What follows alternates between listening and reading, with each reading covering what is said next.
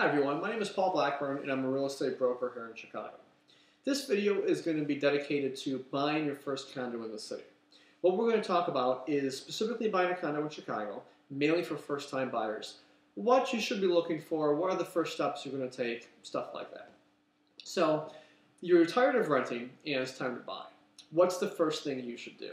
A lot of people call up a mortgage broker, they call up a realtor to see what they can afford. The problem is nobody can tell you what you can afford except for yourself. So what you want to do is you want to sit down with a pen and paper, go through your monthly expenses, and figure out at the end of the month how much can you afford to spend on your new home. And you want this to include everything. So it's going to include your property taxes.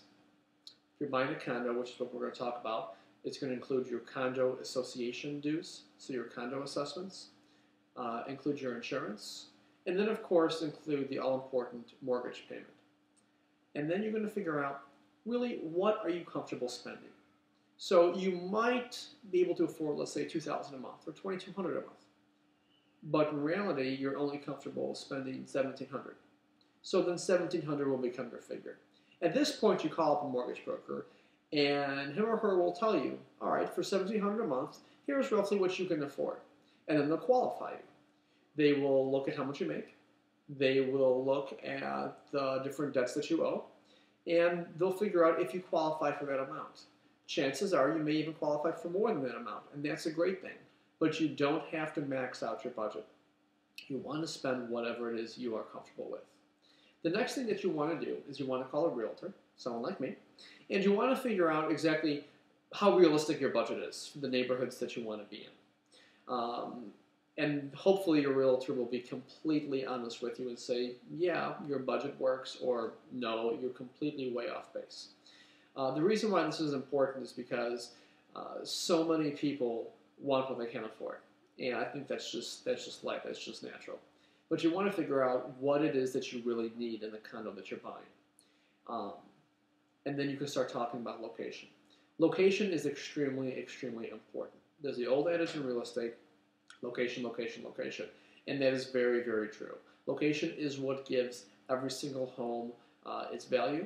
And you can take a wonderful home, put it in a bad location, and the values can change dramatically. 50, 60, 70, even 80% or more. So you want to figure out the location that you want to live in. Next thing, you're going to talk about the size of the place, figure out how large of a place do you really need, 1 bedroom to 2 bedrooms, all that good stuff. This is all basic stuff. But let's start talking about some of the pitfalls that you're going to run into when you're buying a condo in Chicago. Now, you may be looking online. That's probably where you started your search. You may have done Realtor.com or some website like that. And if you're looking in Chicago, you're looking at condos, you may have seen some phenomenal condos at really cheap prices. See a 1-bedroom for $100,000, 2-bedroom for $175,000 along the lake with these gorgeous, gorgeous views. And you're thinking, what's the catch? Well, with every condo, there's something called association dues. There's condo assessments that you're going to pay. These assessments cover a lot of different things. Primarily, they're going to cover the insurance on the building. If you have door staff, it's obviously going to pay for that. But it's going to also cover maintenance on the building. If you need new windows installed, it's going to cover that. If a new roof has to be put on, it's going to cover that. A lot of your assessments also include heat, AC, basic cable, things like that. So it's also going to include those things. Again, those are things that can raise the cost of your assessments, especially in older buildings where your heating costs and your cooling costs are going to be a lot higher. So for instance, right now, if you were to search in Lakeview, okay, and you were to look at condos along Lakeshore Drive, you'd see a good handful of 1-bedrooms priced between $80,000 and $125,000, and a good handful of 2-bedrooms priced between $160,000 and $200,000. And they're going to seem like phenomenal, phenomenal deals. And while a few of them may be, I want you to hold back and look at 2 things. One, look at the taxes. For the most part, the taxes on Lakeshore Drive are not going to be that bad. But the assessments, they are going to be killer. Your $120,000 1-bedroom has $550 in assessments per month. Okay? Now, to give you a rough idea of what your mortgage payment may be, if you had a loan of $100,000 and you're paying 5% on that loan, for a 30-year fixed mortgage, your payment would be roughly $500 a month. So you're thinking, damn, $500 a month, I can afford this, right? That's cheap. How much can assessments be? Well, in this case, more than your than your actual mortgage payment. Then you have to figure in taxes and insurance on top of that, and boom, you're at $1,400 a month. So your fees can quickly add up on a monthly basis. So that's going to be one of the biggest things you're going to want to look at. And if you're working with a realtor, you're going to want to tell your realtor, I don't want to have assessments over a certain amount. When your realtor is running searches for you, your realtor can very easily limit the properties being sent to you, and they can adjust those limits by a myriad of different ways. One of those ways can be the price of assessments. So you can say that you don't want any place with assessments over $400 a month or $500 a month or whatever works for your budget. You can do the same exact thing with taxes. Something to watch out for. The other thing that you want to watch out for is you want to watch out for the association in general. Many times condo associations can be problematic. And they can be problematic for good reasons and for bad reasons. Good reasons would be strict rules that they have regarding pets, maybe regarding how high the assessments are because they're building good reserves for capital improvements in the building. But on the negative end, they could be problematic because they may have a lot of problems. And those problems a lot of times can deal with the residents. You may have some unit owners not paying their assessments. You may have a condo association that allows unlimited rentals, and you may have 50% rentals and 50% owner occupants. All these things can make financing difficult. And this is going to be a problem for you obtaining financing, number one. But number two, when you go to sell the place, even if you got financing, it doesn't mean the other buyers would be able to.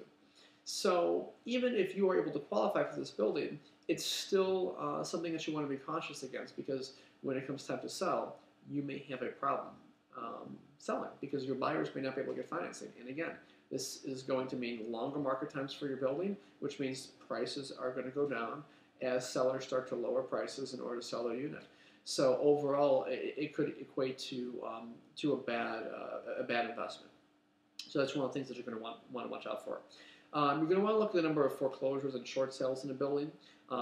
What you don't want to get into is a building that had a whole bunch of buyers between 2005 and 2007, many of whom may have been investors or buying properties simply to use as an in-town. Because what you're going to see is a lot of people who are financially strapped, and they may be looking to get out of that building to unload their units or to rent them out, and you're going to start to run into people in desperate situations, lowering their prices to sell their units, perhaps too many renting them out, causing problems. So a couple things that you want to avoid are those. The best place to look for advice is going to be a realtor. You want to make sure that you're using a realtor that specializes in the location that you are buying in. But you also want to use a realtor that specializes in the type of property you are buying. You don't want to use a suburban realtor in the city. You don't want to use a realtor that only sells or buys single-family homes and doesn't deal with condos, because there's a lot of things that condos that you'll be dealing with that you don't deal with in single-family homes. Condos in the suburbs are very different than condos in the city. Condos on the north side are very different than condos on the south side. So there's a lot of different things that come into play here. And a lot of these things can be small, they can be minute.